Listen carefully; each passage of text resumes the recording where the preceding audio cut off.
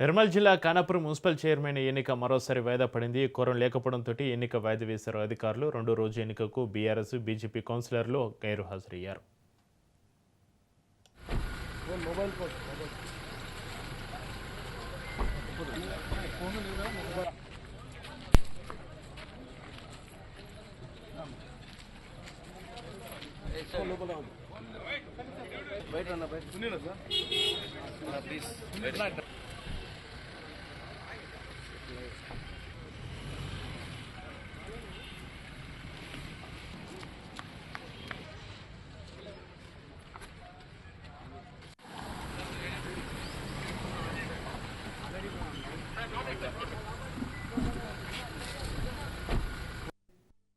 Chairperson, vice chairperson ఎన్నిక కోసము నిర్వహించిన ప్రత్యేక సమావేశానికి కోరం సరిపోనందున ఎన్నికల నిబంధనల ప్రకారంగా జిల్లా ఎన్నికల అథారిటీకి ఇట్టి విషయము వాయిదా వేసినట్లు తెలియపరచనేది. తదుపరి రాష్ట్ర ఎన్నికల కమిషన్ వారు నిర్ణయం తీసుకుంటారు.